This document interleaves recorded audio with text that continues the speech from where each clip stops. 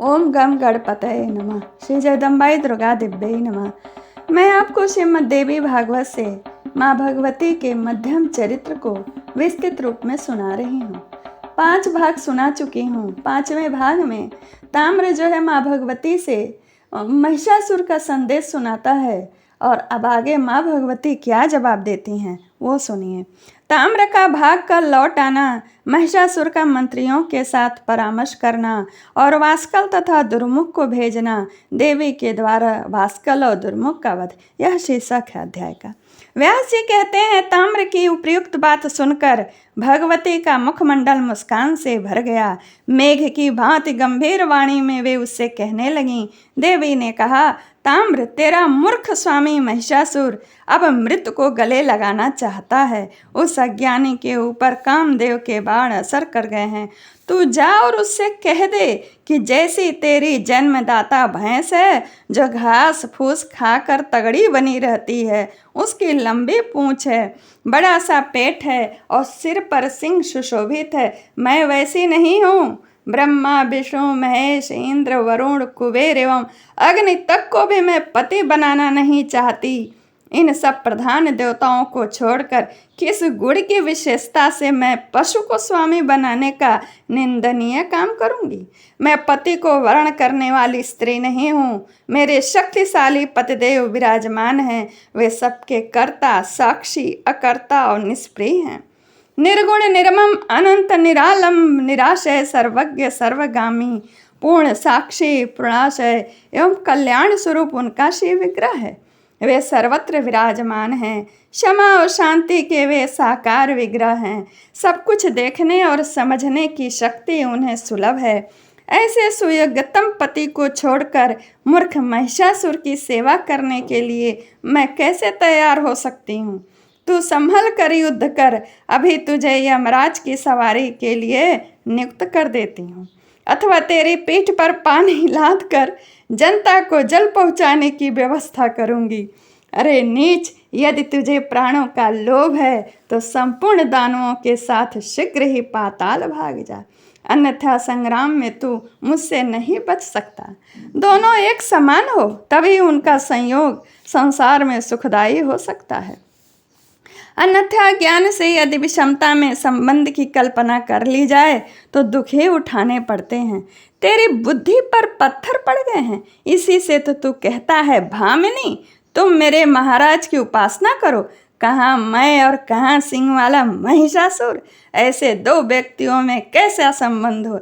जो जा अथवा युद्ध कर, तेरी जैसी इच्छा हुआ कर।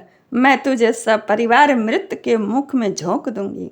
युद्ध अभिष्ट न हो तो इस लोक को छोड़कर अन्यत्र सुख से जीवन व्यतीत कर। व्यास जी कहते हैं, इस प्रकार कहकर भगवती जगदम्बा ने बड़ी अद्भुत घोर गर्जना की। उस अवसर पर उनके कल्पांतक सदृश गर्जन से दैत्यों के मन में आतंक छा गया। ऐसी गंभीर गर्जना हुई कि उसके प्रभाव से पृथ्वी कांपने लगी, पहाड़ डगमगा गए तथा दैत्यों की स्त्रियों का गर्भपात आरंभ हो गया। उस शब्द को सुनकर ताम्र का मन भय से व्याप्त हो गया। वह वहां से भागकर महिषासुर के पास चला गया। यही नहीं, किंतु उस नगर के जितने दैत्य थे उनका भी मन चिंता से आकुल हो उठा। राजन, उन सबके कान बहरे हो गए थे माँ भगवती के गर्जना से। एकमात्र भाग जाना ही उनका उद्देश्य रह गया। उसी क्षण क्रोध में आविष्ट होकर सिंह ने भी भीषण गर्जना की। उस भैरवनाथ के कारण दैत्यों के रोम रोम में भय भर गया। ताम्र को वापस आया देखकर महिषासुर की बुद्धि भी चौंधी आ गई। तब मंत्रियों के साथ बैठकर वह परामर्श करने लगा। अब क्या करना चाहिए। दुर्ग का आश्रय लिया जाए अथवा युद्ध हो, या युद्ध भूमि से निकलकर भाग चलें। महानुभाव दानवों, आप लोगों को क्या यहाँ से भाग जाने में ही कल्याण की संभावना दिखती है। आप सबके सब बुद्धिमान, युद्ध में कभी पीछे पैर न रखने वाले और शास्त्रों के पारगामी विद्वान हैं। इस अवसर पर कार्य में सफलता प्राप्त करने के लिए कोई अत्यंत गुप्त मंत्रणा करना परम आवश्यक है। राज्य की स्थिति में मंत्रणा को ही प्रधान कारण माना गया है। राज्य को सुरक्षित रखने की इच्छा हो तो राजा के लिए सदाचारी विद्वान मंत्रियों से मंत्रणा करना अनिवार्य है। मंत्रणा का भेद फूट जाने पर राज्य तथा राजा दोनों का विनाश हो जाता है। अपना विचार सबको विदित न हो जाए, इस भय से कल्याणकामी पुरुष अपने अभिप्राय को भली बात गुप्त रखते हैं।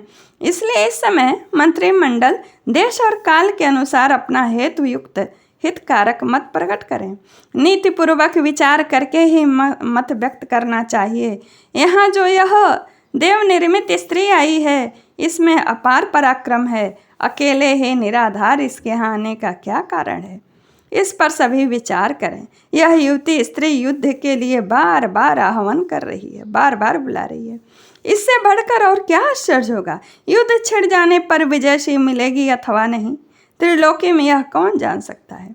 बहुतों की विजय और एक की हार हो जाती है। एक की विजय होती है और एक की हार होती है।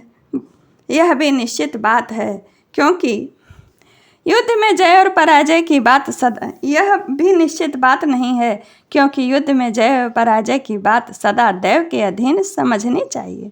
उपाय के समर्थक कहते हैं, अदृष्ट अथवा दैव क्या है और उसे किसने देखा है। उस दैव की सत्ता में क्या प्रमाण माना जाए। केवल कायर व्यक्ति ही उसका आश्रय लेते हैं। भाग्यशाली पुरुष उस देव को कहीं भी नहीं देखते। इससे सिद्ध होता है कि उद्यम और दय ये दो पक्ष हैं। शूरवीर पुरुष के मन में उद्यम की और कायर व्यक्ति के मन में दैव की मान्यता है। बुद्धिपूर्वक इन सब बातों पर विचार करके उत्तम कार्य करना ही श्रेयस्कर है।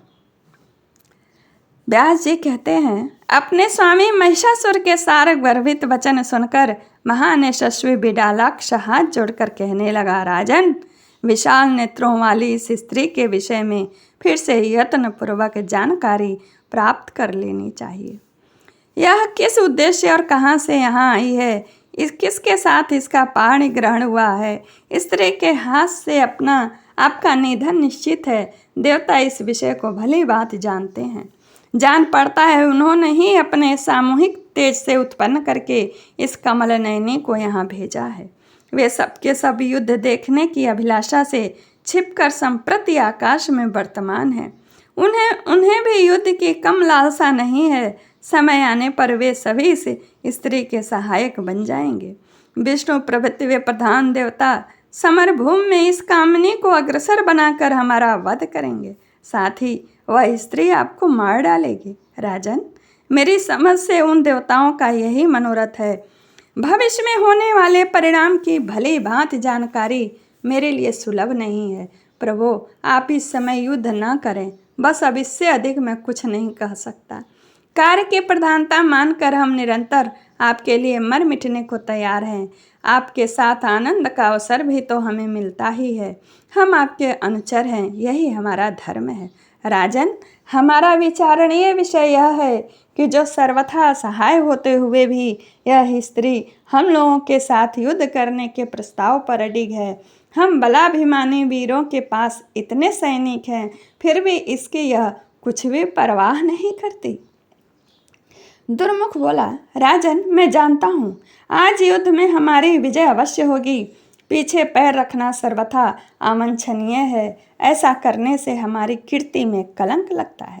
जब इंद्र आदि देवताओं के साथ लोहा लेना पड़ा था, तब भी तो भागने जैसे निंदित कार्य का आश्रय नहीं लिया गया था। फिर इस अकेली स्त्री के समक्ष ऐसा क्यों किया जाए।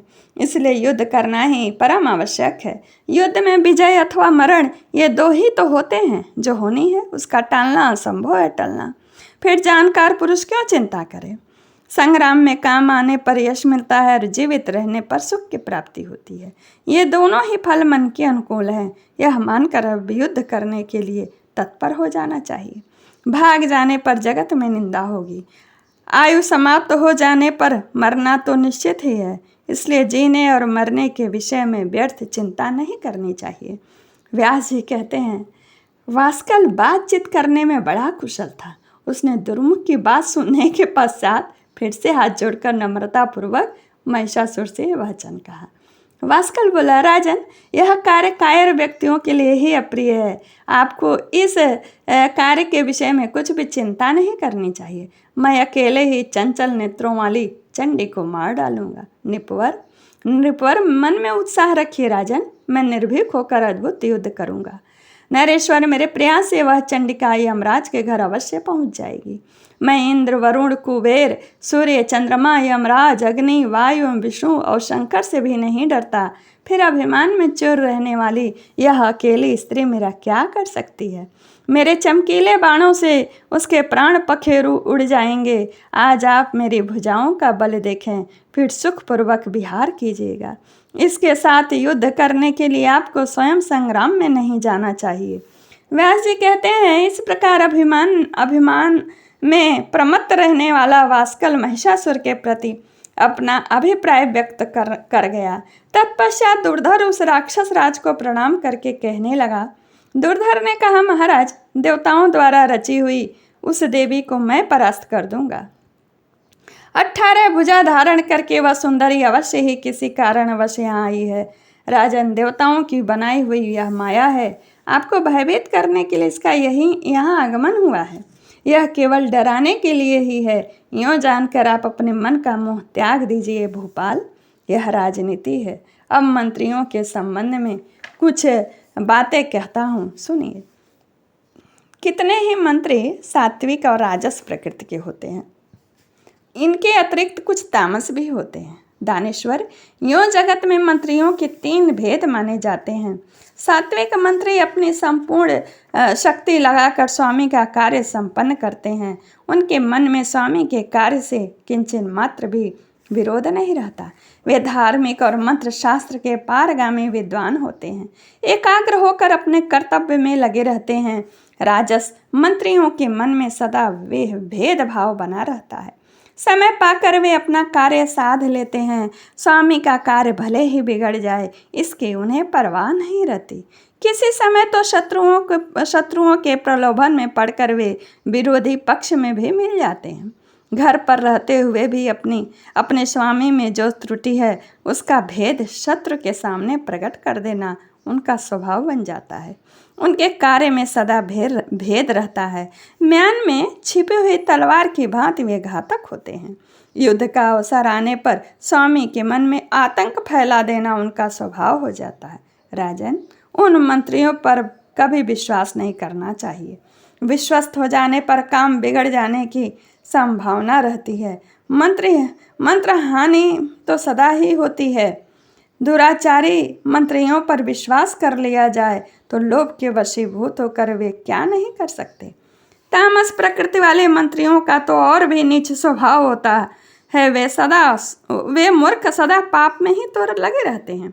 इसलिए राजेंद्र, मैं स्वयं मोर्चे पर जाकर इस कार्य का संपादन करूंगा। आप सब प्रकार से निश्चिंत रहिए। इस दुराचारणी स्त्री को लेकर मैं शीघ्र ही लौट आऊंगा। आप मेरे स्वामी हैं। मैं अपनी पूरी शक्ति लगाकर आपका कार्य संपन्न करूंगा। आप मेरे धैर्य और सामर्थ्य को देखें। व्यास जी कहते हैं, इस प्रकार कहकर महाबाहु बास्कल और दुर्मुख वहाँ से चल पड़े। उनके सर्वांग से अभिमान टपक रहा था। संपूर्ण अस्त्रों शस्त्रों के वे पूर्ण जानकार थे, इसलिए वे मदन मत दानव समारंगण में पहुंच गए। वहाँ भगवती जगदम्बा विराजमान थीं। उनसे वे मेघ के भांति गंभीर वाणी में कहने लगे, देवी, जिन महात्मा महिषासुर ने देवताओं को परास्त कर दिया है, उन्हें तुम पति रूप में स्वीकार कर लो। सुंदरी, वे नरेश संपूर्ण दैत्यों के अधिष्ठाता हैं। सर्वलक्षण संपन्न सुंदर मनुष्य का रूप धारण करके दिव्य भूषणों से आभूषित होकर एकांत में वे तुमसे भेंट करेंगे। शुचिस्मते, त्रिलोकी की सारी संपत्ति यथेच्छ भोगने का सुअवसर तुम्हें प्राप्त होगा। महिषासुर की अंग कांति बड़ी कमनीय है। मनोयोग पूर्वक तुम उनसे प्रेम कर लो। पिक बहनी, ये नरेश महान पराक्रमी हैं। इन्हें पति बनाकर तुम सांसारिक इस अद्भुत सुख को, जिसके लिए स्त्रियां प्रायः लालित रहती हैं, प्राप्त करोगी।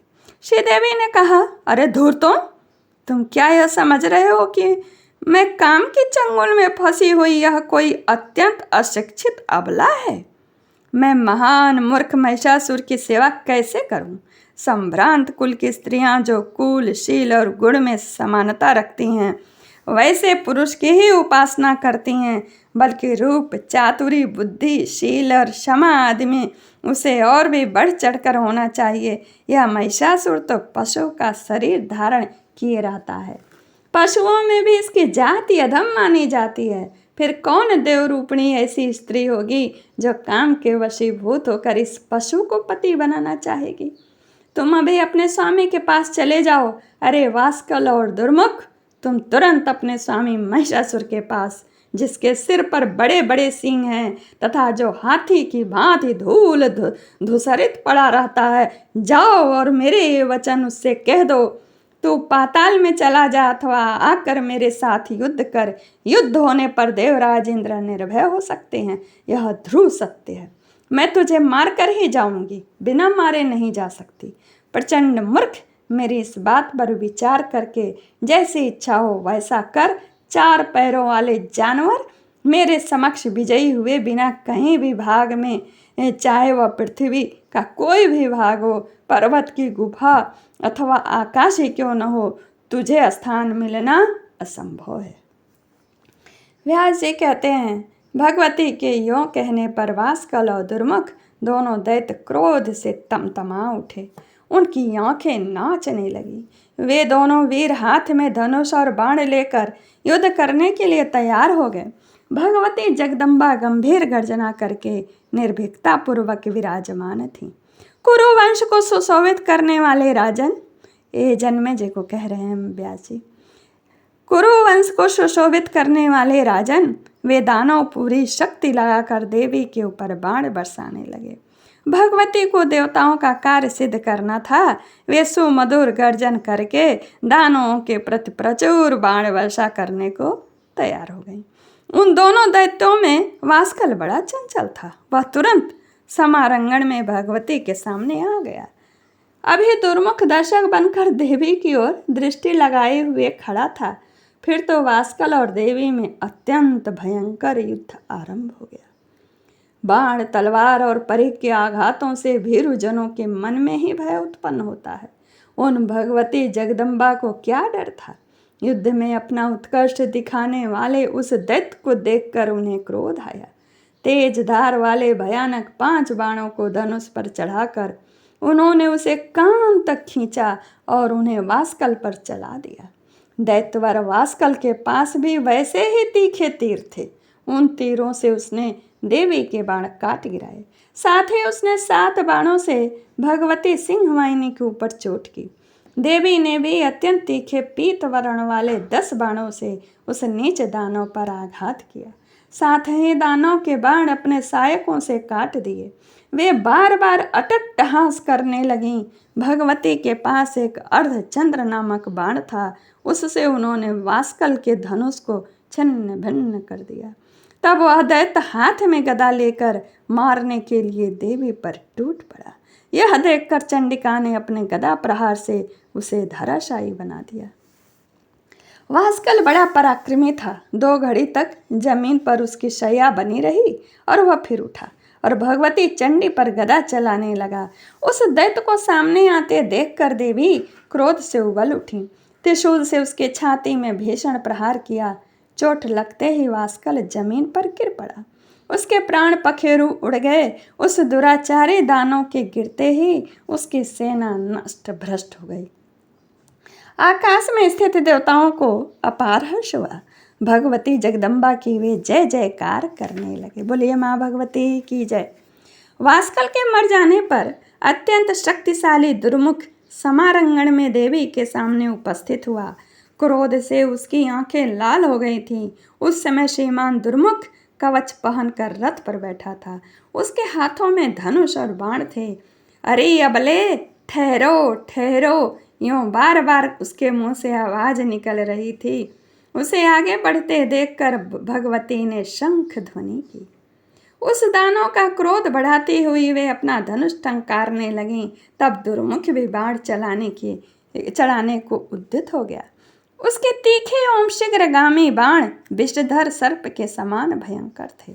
भगवती महामाया ने अपने सहायकों से उसके तीर काट डाले और वे गर्जने लगी। राजन, अब दोनों में महान भयंकर संग्राम होने लगा।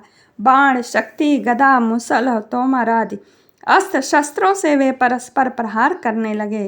उस समय युद्ध स्थल में रुधिर की नदी बह चली। उस नदी के तट पर कट करके गिरे हुए वीरों के मस्तक इस प्रकार सुशोभित हो रहे थे मानो तैरने की कला सीखने वाले यमराज के दूत अभ्यास करने के लिए तुम भी एकत्रित किए हों।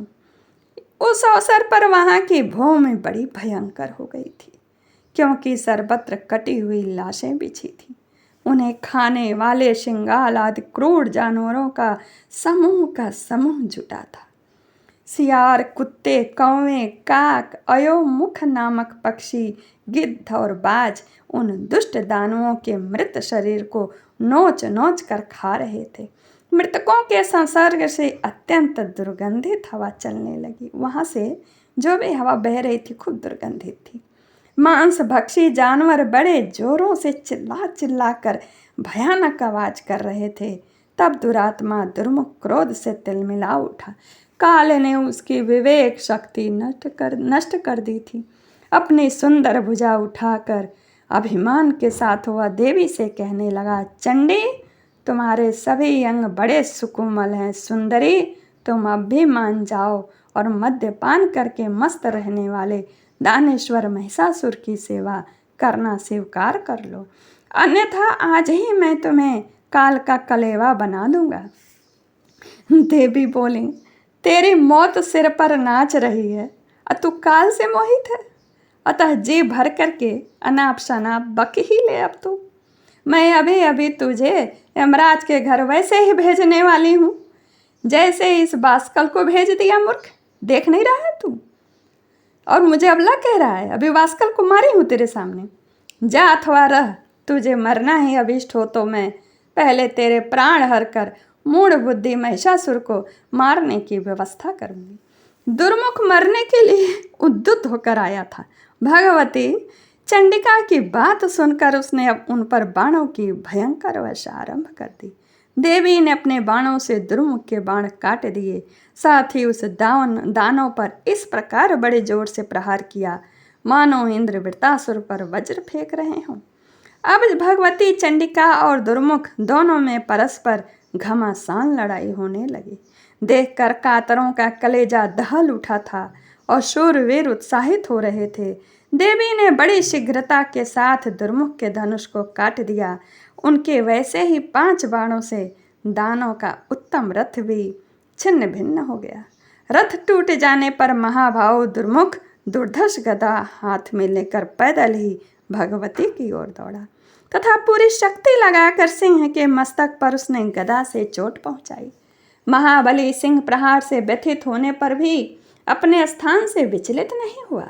गदा लेकर सामने खड़े हुए दुर्मुख को देखकर भगवती जगदम्बा ने अपनी तीखी तलवार से किरीट सहित उसके मस्तक को धड़ से अलग कर दिया। मस्तक कट जाने पर दुर्मुख के प्राण प्रयाण कर गए। वह जमीन पर पड़ गया। अब देवता आनंद से विह्वल हो उठे। उन्होंने उच्च स्वर से जय ध्वनि आरंभ कर दी। साथ ही वे देवी की स्तुति करने में संलग्न हो गए। बहुत से देवता आकाश में स्थित होकर भगवती के ऊपर पुष्प बरसाने लगे। उनके मुख से जय जयकार की घोषणा हो रही थी। लड़ाई की मोर्चे पर दुर्मुख की जीवन लीला समाप्त हो गई। यह देखकर ऋषियों, सिद्धों, गंधर्वों, विद्याधरों और किन्नरों के मुख पर प्रसन्नता की किरणें चमक उठीं। ये यहीं पर पूर्ण होता है यह व्याख्यान। अध्याय 12वां 13वां था 5वें स्कंद का। अगले भाग में चिचुराक्ष, ताम्राक्ष, अश्लोमा और बिडलाक्ष का वध है। नमस्कार, जय श्री कृष्ण।